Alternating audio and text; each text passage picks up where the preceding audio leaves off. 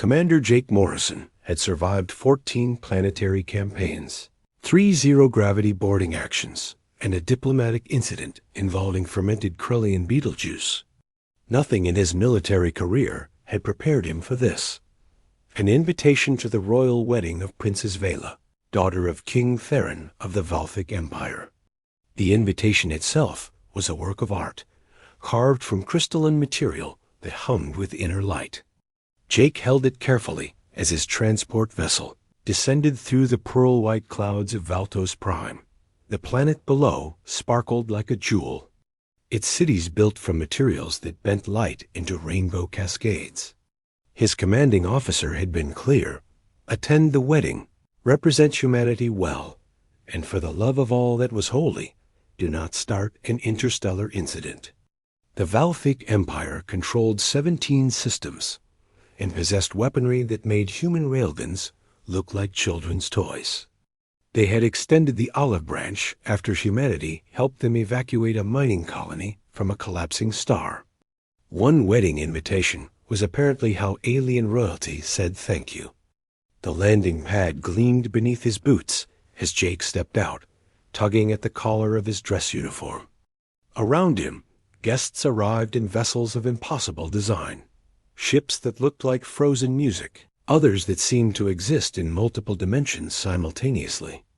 A Valic attendant greeted him, her skin shifting through shades of blue and violet. She stood nearly 8 feet tall, with 4 arms and eyes that held ancient wisdom. The translator chip in Jake's ear rendered her melodious voice into crisp English. Commander Morrison, welcome. The ceremony begins in 1 rotation. Your quarters have been prepared. The palace was a marvel. Walls flowed like liquid silver, and gardens grew in defiance of physics, floating in midair with blossoms that chimed like bells.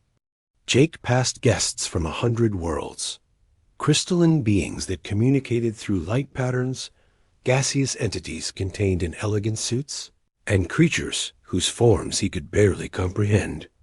His quarters overlooked the ceremony gardens, where thousands of seats formed concentric circles around a raised platform. Workers made final adjustments to holographic displays that would broadcast the event across the empire. Jake showered, changed, and tried to remember everything from the cultural briefing. Do not touch anyone without permission. Bow with palms up. If offered food, eat at least 3 bites to avoid insult. The ceremony began at sunset. Jake found his seat among the other military representatives, between a Krellian admiral whose carapace clinked with metals and a Dothian general whose translator kept glitching. The air filled with music that touched something primal in his chest, notes that made his bones vibrate pleasantly. King Terran entered first, a towering figure whose ceremonial armor seemed woven from starlight. His 4 arms bore the traditional bands of kingship, and his eyes held the weight of centuries. Behind him came Princess Vela. Jake forgot to breathe. She moved with unconscious grace, her skin rippling through shades of silver and gold. She wore robes that defied description, seeming to be made of captured auroras.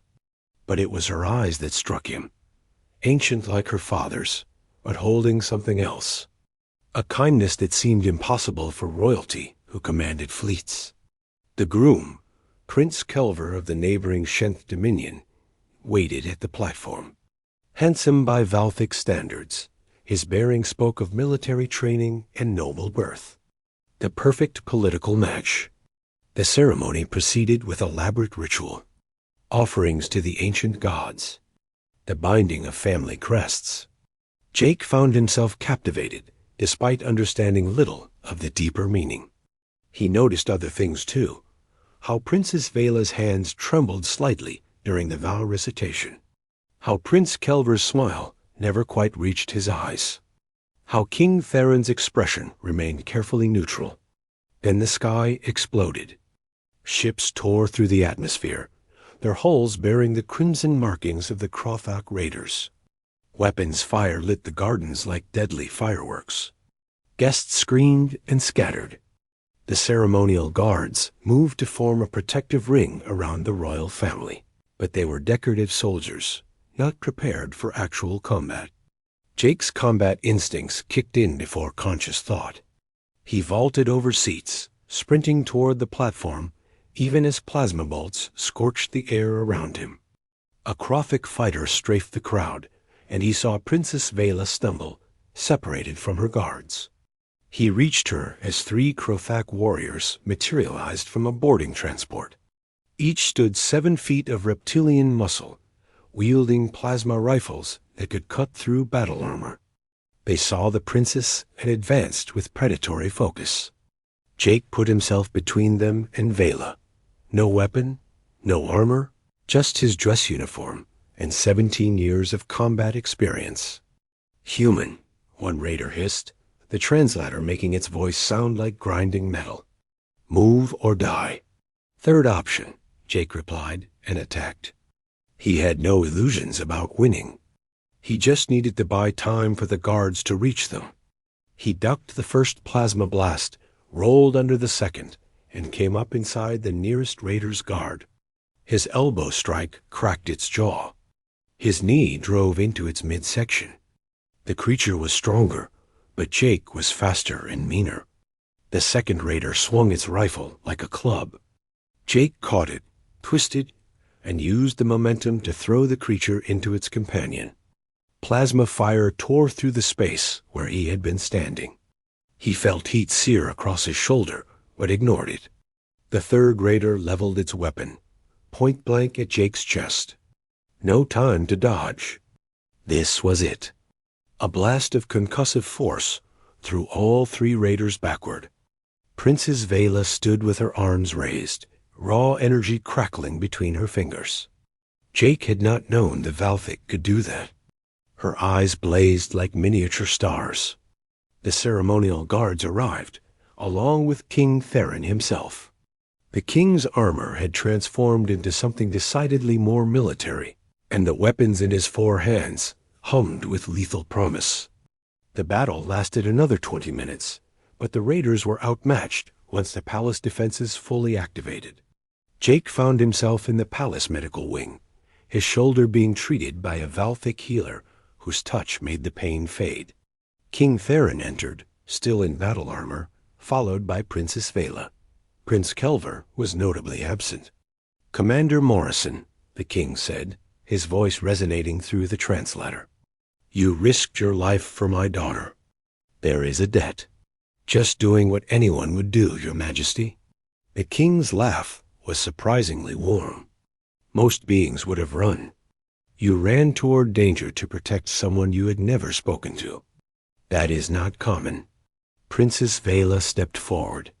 Up close, Jake could see gold flecks in her eyes. "My father speaks truth. You showed great courage. I am grateful." "Are you hurt, Your Highness?" "Because of you, no." She paused, something unreadable crossing her face. "The wedding will not continue." Prince Kelver and his family departed quite rapidly when the attack began. They did not stay to help defend their allies. King Theron's expression darkened. The Shenth Dominion has shown its true nature. A union with them would be poison. Over the next 3 days, Jake remained at the palace while his shoulder healed. He expected to be sent home, but instead found himself summoned to increasingly intimate gatherings. Dinner with the royal family. Walks through the floating gardens with Princess Vela, always properly chaperoned, but talking for hours. She was brilliant, curious about human culture, and possessed a dry wit that made him laugh. On the 4th day, King Theron requested a private audience. "Commander Morrison, I will speak plainly. My daughter has had many suitors, all seeking political advantage. None have seen her as anything but a means to power. You risked your life expecting nothing. You speak to her as an equal, not a prize. And unless my eyes deceive me, she returns your regard." Jake's heart hammered.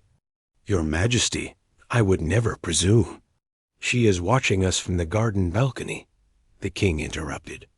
When I finish speaking, I suggest you go to her and speak honestly." He paused. "Our cultures are different, Commander. Our species are different. But I have lived long enough to recognize something genuine when I see it. I will not force my daughter into a loveless political marriage when she has found someone who would die to protect her without hesitation." Jake found Vela in the gardens, surrounded by floating flowers that chimed softly in the breeze. She turned as he approached, and he saw hope and fear warring in her eyes. "Your father suggested I speak honestly," Jake said. "Then speak. I am a soldier from a world you could conquer without effort. I have no title, no political value. But I have not been able to stop thinking about you since the moment you walked into that ceremony. And I would spend whatever time you would grant me learning to be worthy of you." Vela's skin shimmered through a dozen colors he had no names for. "You already proved your worth, Jake Morrison. The question is whether you truly understand what you are offering. To court me is to enter our world completely. To accept responsibilities you cannot yet imagine. To potentially bind yourself to a life very different from the one you know. I have fought on worlds where the rain is acid and the air is poison. I have learned 17 alien languages and navigated diplomatic nightmares. I am adaptable." She laughed, and it sounded like music. "Then court me, human warrior. Let us see if courage in battle translates to courage in love." The courtship was unlike anything in human tradition.